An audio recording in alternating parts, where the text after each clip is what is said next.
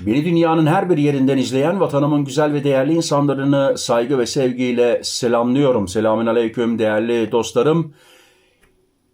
Devamlı gelen sorulardan biri. Murat kardeşim veya Murat abi biz Türkiye'ye gideceğiz, arabayla gideceğiz. Yanımızda ufak bir televizyon var, götürebilir miyiz? Evet, bu konuyu ele aldım değerli dostlarım. Bakın, bu çok önemli bir konu. 2026'da Türkiye'ye giderken yanınızda götürdüğünüz telefon, bilgisayar, televizyon, hatta çeşitli türlü ev aletleri için ne kadar para ödeyeceksiniz? Gelin şimdi teker teker detaylı olarak bakalım. Hepimiz rahat edelim. Ve en önemlisi hangisi Türkiye'de kalır, hangisi sıkıntı çıkarır Türkiye'ye götürürsen? Şimdi hepsini size net anlatıyorum. 2026 kararı açıklandı. TRT bandrol ücretleri değişmedi. Yani 2019'daki euro fiyatları aynen devam. Ama önemli çok bir detay var. Euro sabit kalacak. TL karşılığı her sene tabii ki artacak. TL değer kaybetti mi TL karşılığı artacak. Telefon, en çok sorulan telefon. Yaklaşık 20 euro bandrolu var. Türkiye'de kullanım 120 gün, 4 ay, sonra kapanır. Onu kullanmak istiyorsun, biliyorsun IMEI kayıt yapman lazım ama ücret genelde yüksek oluyor. Kısa kalacaksan Türkiye'de sorun yok, uzun kalacaksan Türkiye'den bir telefon almanız bence daha mantıklı. Gelelim bilgisayar, laptop. Bu da çok soruluyor değerli dostlarım. Abi biz Türkiye'ye gideceğiz. Çocukların laptopu var yanında. 2 çocuk var. İkisinin de laptopu var. Tabii ki bunlar kullanılmış. Şimdi laptop başı 10 euro. Türkiye'de kalır mı? Kalır. Sorunsuz kalır. Ama ticari yani 5, 6, 8 tane 10 tane getirirsen o zaman zorluk çekersin. Yalnız şunu da dile getirmek istiyorum. Bu çocukların laptopunu Türkiye'ye giriş yapıyorsunuz. Tatil bitti mi dönüş yapıyorsunuz. O zaman tabii ki bu 10 euroyu ödemiyorsunuz. Televizyon. Ya abi bizim eski bir televizyon var. Fark etmez eski olsun yeni olsun Türkiye'ye televizyon götürdüğünüz zaman büyüklüğüne bakıyorlar. Ona göre 8 ile 80 euro arasında büyüklüğüne göre sizden bir ücret alıyorlar. Türkiye'de tabii ki kalabilir bunu ödedikten sonra.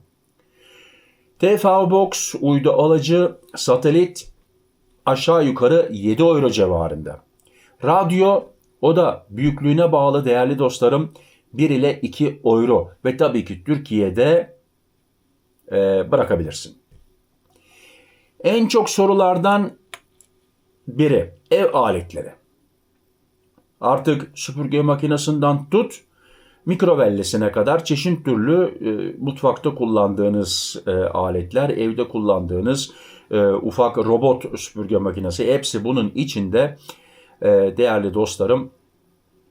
Diyelim ki buzdolabı küçük, mini, ufacık bir buzdolabı bunlara bandrol yok ama bir tane. Ama sen tabii minibüste gidersen arkaya 5 tane ufak ambalajlı buzdolabı atarsan o zaman işler değişiyor. Ticari olmuş oluyor. Hele kullanılmış aletlere değerli dostlarım bir şey demiyorlar. Geçirebilirsiniz. Yani Türkiye'de de kalabilir. Mikrovelle. Çok soruluyor. Mikrodalga oluyor değil mi Türkçe ismi? Buna bandrol yok. Bu ücretin ismi bandrol. Kişisel eşya sayılıyor. Tost makinesi. Bazıları çok sever. Sorun yok. Bandrol sayılıyor ve geçiyor. Kahve makinesi. Mesela İsviçre'nin Jura makinesi. Sorun yok kişisel kullanım ama hep birer taneden konuşuyoruz. Hele kullanılmış olduysa bakmıyorlar pek. Elektrikli süpürge. Bu robot süpürge olur, normal süpürge olur. Sorun yok, bandrol yok. Elektrikli ısıtıcı. Oda ısıtıcıları var. Hani o ufaklar 1000 watt, 2000 watt, 2500 watt. Bunlara da sorun yok. Ama çok getirirsen dikkat. Yani ben bütün akrabalarına alırsan neden herhangi bir yerde ucuzluk yaptı. Ben bunları 20 eurodan aldım, 10 tane aldım. Akrabalarıma bayramda dağıtacağım dersen 10 tane arabaya atarsan arabanın arkasına, tabii ki o zaman zorluk çekebilirsiniz. Dostlarım, küçük mutfak aletleri. Biraz evvel dile getirdiğim gibi bu mikser olabilir, efendime söyleyeyim terazi olabilir, mutfakta kullandığınız aletler. Hepsi aynı kategoriye giriyor ve sorun yok, götürebilirsiniz. Şimdi dikkat edilecek nelere bakıyorlar? Televizyon, radyo, yayın alan cihazlar, bandrol var. Diğer ev aletleri genelde yok dostlarım. Yani bunları sorunsuz götürebilirsiniz. Şimdi dostlarım, altın kural, kişisel kullanım. Bir laptop, bir TV, birkaç ev aleti, bunlara sorun yok. Televizyon Türkiye'de kalacaksa tabii büyüklüğüne de bakıyorlar. Ona bandrol alıyorlar. Ama sen 3 tane televizyon, 5 tane kahve makinesi, 4 tane süpürge makinesi götürürsen direkt ticari sayılıyor. O zaman tabii ki ücretini ödemen lazım Türkiye'ye girerken ve Türkiye'de kalabilir. Neden bunu üstüne basa basa söylüyorum tekrar tekrar dostlarım? Çünkü herhalde içlerimizden götürenler var ve bu da her yerde böyle yazdığı, bildirildiği için. Bilmiyorum, belki bizler de diyoruz ya memur bey bilmiyorduk.